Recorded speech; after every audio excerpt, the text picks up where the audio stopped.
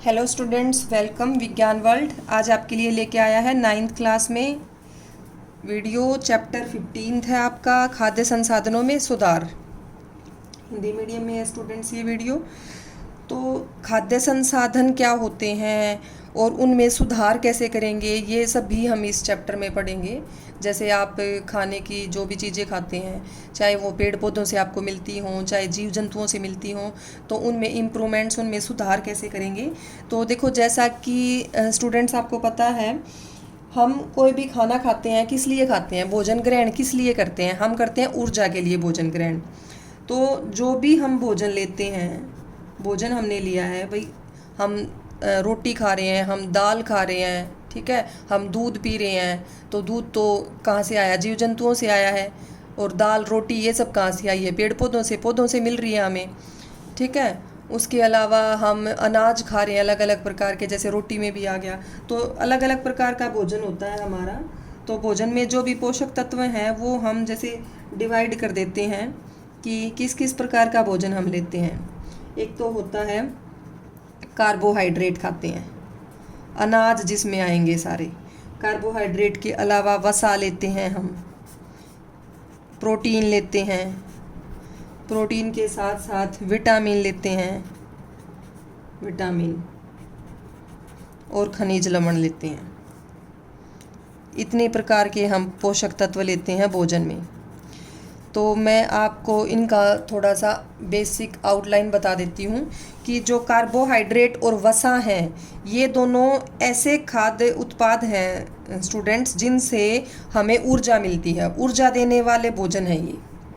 Carbohydrate में सारे अनाज आएंगे, जैसे आपका गेहूँ खा रहे हो, आप गेहूँ की रोटी है, चावल खा रहे हैं, आप मक्के की रोटी खाते हैं, कई मक्का, तो बाजरा होता है, ज्वार होती है। ये मनुष्य तो, इंसान तो, हम लोग तो कम खाते हैं, लेकिन जो बाकी पशु हैं उनके लिए इस्तेमाल किया जाता है, उनके चारे के रूप में ज्वार और बाजरा, ठीक है। बाजरा तो हम भी खाते हैं, सर्दियों में आपने देखा होगा बाजरे की रोटी भी बनती है। तो कार्बोहाइड्रेट और वसा ऊर्जा देने वाले भोजन हैं। अब वसा होती है जैसे चिकनाई, घी जो आप लेते हैं, या तेल लेते हैं अलग अलग प्रकार के, मूंगफली का तेल है, सोयाबीन का तेल है, सरसों का तेल है, तो उनका मतलब उनसे खाना भी बनता है, तो वो सारे वसा में आएंगे, ठीक है। और जैसे या फिर ये जंतुओं से मिलने वाला घी है, और दूध भी पीते हैं आप, फुल क्रीम मिल्क, तो वो जो पूरी जो वसा वाला दूध है, तो इन सब दोनों से हमें ऊर्जा मिलती है। प्रोटीन होता है दालों में। प्रोटीन स्टूडेंट ये ऊर्जा भी दे सकता है इमरजेंसी में, आपात परिस्थितियों में, जब ये अवेलेबल ना हो, जब शरीर में इनकी कमी हो जाए, तो प्रोटीन से भी ऊर्जा मिल सकती है। अदरवाइज जो प्रोटीन का काम है वो क्या है, हमारा जो शरीर है उसको बनाता है प्रोटीन, ठीक है। ज़्यादातर जो ढांचा हमारा खड़ा हुआ है प्रोटीन से बना हुआ है। विटामिन और खनिज लवण का काम होता है हमें बीमारियों से बचाने का। क्या काम होता है, बीमारियों से बचाने का। तो प्रोटीन मैंने बताया दालों में होता है, जैसे चना है, उड़द की दाल है, मूंग की दाल खाते हैं आप, ठीक है, अरहर की दाल होती है, मसूर की दाल होती है, ये सभी प्रोटीन मिलता है इनसे। दूध में भी प्रोटीन होता है, केसिन प्रोटीन है दूध में, ठीक है। आप कई लोग अंडा खाते हैं, अंडे में भी प्रोटीन होता है। और जो विटामिन और खनिज लवण हैं ये मिलते हैं आपको ज़्यादातर फ्रूट्स में और सब्जियों में, फलों सब्जियों में मिलेंगे दोनों ही, ठीक है। पानी में भी होते हैं खनिज लवण। तो विटामिन अलग अलग प्रकार के, vitamin A B C D छोटी कक्षाओं में थोड़ा बहुत पढ़ा होगा आपने। और खनिज लवण होते हैं जैसे कैल्शियम है, मैग्नीशियम है, आयरन है। आपने सुना होगा कि आयरन की लो तत्व की शरीर में कमी हो रखी है, तो उससे खून की कमी हो जाती है, क्योंकि खून बनने के लिए आयरन चाहिए, ठीक है। तो इस प्रकार के ये होते हैं खनिज लवण होते हैं। और विटामिन दोनों का काम शरीर को बीमारियों से बचाना, ऊर्जा देना, और इसका शरीर को बनाने का कार्य है। एक जैसे मैंने बताया जो चना है वो प्रोटीन होता है, ज़्यादातर लोग उसे कार्बोहाइड्रेट में गिनते हैं कि अनाज है चना, तो लेकिन ये बिल्कुल भी कन्फ्यूजन नहीं रखना चाहिए आपको। चने की दाल होती है और वो प्रोटीन में आता है, ठीक है। चाहे आप उसकी रोटी बना के खाएं चने की, लेकिन है वो प्रोटीन। तो ये सभी अलग अलग प्रकार के क्या हैं, भोजन जो हम ले रहे हैं। तो इस चैप्टर में हम करेंगे इन सभी के बारे में कि ये खाद्य संसाधन है हमारे, तो इनमें सुधार कैसे किया जाए। अब पहली बात आती है कि हम सुधार क्यों करना चाहते हैं। अब देखिए, ये सभी खाद्य संसाधन हमें ज़रूरी नहीं है कि पेड़ पौधों से मिले, कुछ जीव जंतुओं से भी मिलते हैं भाई। जो मांसाहारी हैं वो सीधे जीव जंतुओं को खाते हैं, तो उनको प्रोटीन वसा वगैरह उन्हीं से मिलती है। ठीक है, हम भी जैसे दूध पीते हैं, तो दूध भैंस का है, गाय का है, किसी का भी है, तो वो भी किससे मिल रहा है, हमें जीव जंतुओं से मिल रहा है। तो इसके लिए हमें खाद्य संसाधनों में सुधार अगर करना है तो हमें पौधों पे भी ध्यान देना होगा और जीव जंतुओं पे भी ध्यान देना होगा। तो दोनों में ध्यान देना। हमें किस लिए करना है सुधार इसलिए करना है कि इतनी सारी जनसंख्या हमारी इंडिया की इतनी जो बढ़ रही है बहुत तेज़ गति से, तो सबका भरण पोषण हो सके, सबको खाना मिल सके।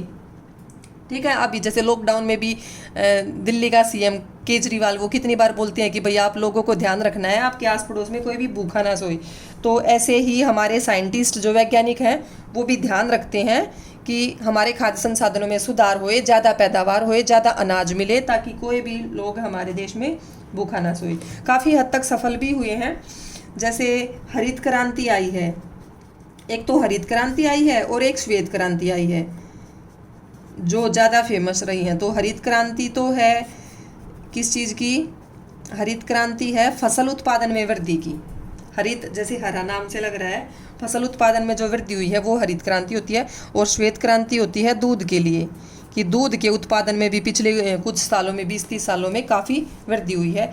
और हरित क्रांति है किसी की, फसल उत्पादन की, हरा दानों की, ग्रेन्स की, अनाज की जो उत्पादन क्षमता है वो काफ़ी बड़ी है। ठीक है, तो हम ऐसा तो कर नहीं सकते कि ज़मीन बढ़ा दें, ज़्यादा ज़मीन बढ़ाएंगे तो ज़्यादा खेती होगी, उससे ज़्यादा उत्पाद बनेगा, क्योंकि ज़मीन तो सीमित है, वो उतनी रहेगी, वो बढ़ा नहीं सकते। तो इसलिए हमें कुछ ऐसा करना होगा कि भाई उत्पादन क्षमता बढ़े, प्रति हेक्टेयर बढ़ जाए, कि जितनी ज़मीन है उसमें ज़्यादा अनाज पैदा होए। ठीक है, तो इस तरीके के जो स्टेप्स हैं उनको उठाने के लिए हमें किस चीज़ का ध्यान देना होगा, भाई किसानों को किस चीज़ का ध्यान देना होगा कि कोई भी वो अपनी फसल उगाते हैं तो वो सब करते समय वैज्ञानिक प्रबंधन करना होगा, वैज्ञानिक प्रबंधन प्रणालियों का इस्तेमाल करना होगा। प्रणाली, वैज्ञानिक प्रबंधन प्रणाली क्या होती है स्टूडेंट्स, मतलब वैज्ञानिक दृष्टिकोण से ध्यान रखना होगा। ऐसा नहीं कि अपने आप जो जैसे वैज्ञानिक जो गाइडलाइंस देते हैं कि भाई ऐसे ऐसे करो, इस मौसम में ऐसे करना है, और ये दवाइयाँ हैं जो कीटनाशक हैं और ये बीज हैं, वो सब कुछ देते हैं किसानों के लिए, प्रोवाइड करते हैं। तो उनकी बात मानकर ध्यान रखना होगा, तब हमें किसानों को खेती करनी चाहिए। तो इस तरीके से क्या होगा, खाद्य संसाधनों की जो उत्पादन क्षमता है, उत्पादन है, वो बढ़ेगा। ठीक है, उत्पादन में एक तो वैज्ञानिक प्रबंधन प्रणाली का ध्यान रखना है। दूसरा क्या करना है कि भाई जो फसल उत्पादन हम बढ़ा रहे हैं, तो फसल उत्पादन बढ़ाने में प्राकृतिक संतुलन का भी ध्यान रखना है। किस चीज़ का, प्राकृतिक संतुलन। भाई ऐसा नहीं करना चाहिए हमें कि अपना अनाज बढ़ाने के लिए या पैदावार बढ़ाने के लिए मनुष्य के बारे में ही सोचना चाहिए।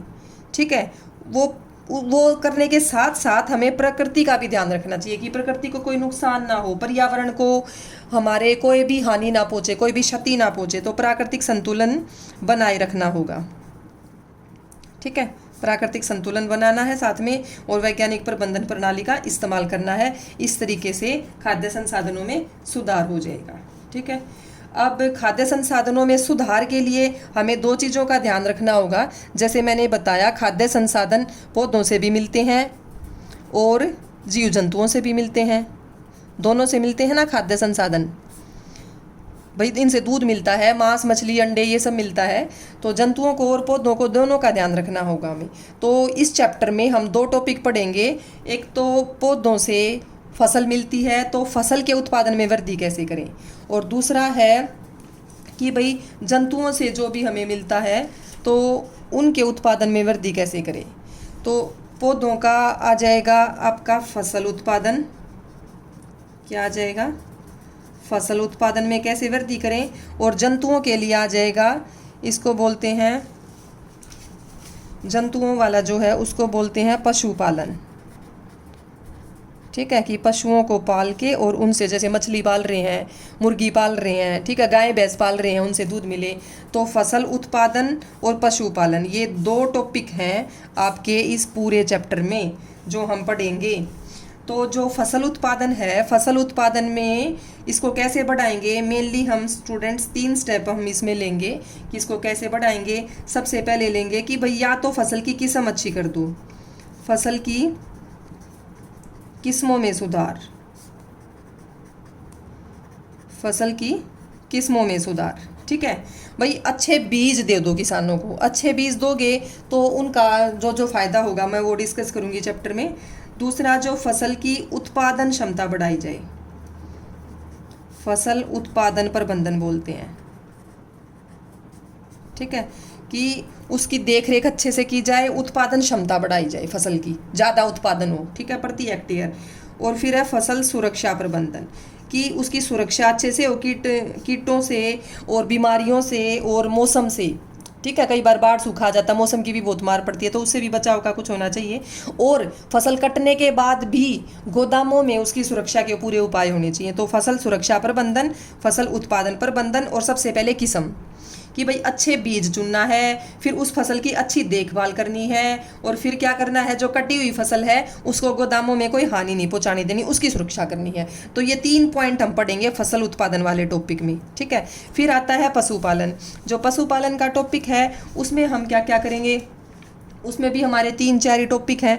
सबसे पहला है पशु कृषि, कि भाई जो दूध के लिए हम पालते हैं गाय भैंस बकरी, तो इन सब का हमें ध्यान रखना है, अच्छी अच्छी इनकी ब्रीड लेनी है, अच्छी नस्लें लेनी है गाय भैंस की, ठीक है। फिर एक आता है, ये तो हो गए गाय भैंस वगैरह जो दूध के लिए ज़्यादातर इस्तेमाल किए जाते हैं।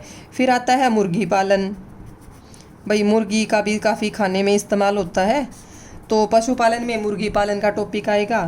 फिर मुर्गी पालन के बाद आएगा मछली पालन, क्या आएगा, मछली पालन आएगा, मत्स्य पालन, ठीक है। और एक लास्ट है मधुमक्खी पालन, मधुमक्खी पालन। तो ये 4 टॉपिक आएंगे पशुपालन में, भाई गाय भैंस वाला पशु कृषि कैसे करते हैं, और मुर्गी पालन, मछली पालन और मधुमक्खी पालन, ठीक है। ताकि इन सभी से हमारा खाद्य संसाधनों में सुधार होगा। किस में सुधार होगा, खाद्य संसाधनों में। और फसल उत्पादन में ये 3 पॉइंट आएंगे। तो ये है आपका चैप्टर का पूरा इंट्रोडक्शन बता दिया है मैंने, जो जो हम इस चैप्टर में पढ़ेंगे। तो हम एक एक करके लेके चलेंगे स्टूडेंट्स इन सभी टॉपिक्स को। तो देखिए, सबसे पहले जो आता है हमारा फसल की किस्मों में सुधार, तो ये टॉपिक जो है हम अगली वीडियो में कवर करेंगे। ये इंट्रोडक्शन हो गया है। फिर इसमें एक प्रश्न भी दिया हुआ है आपका कि जो अनाज, दाल और फल सब्जियों से विटामिन और खनिज लवण मिलता है, दालों से प्रोटीन और अनाज से कार्बोहाइड्रेट, यही पूछा हुआ है कि इनसे क्या क्या प्राप्त होता है। तो ये काफ़ी आसान सा है प्रश्न। तो मिलते हैं स्टूडेंट्स नेक्स्ट वीडियो में। लाइक शेयर सब्सक्राइब जरूर करें।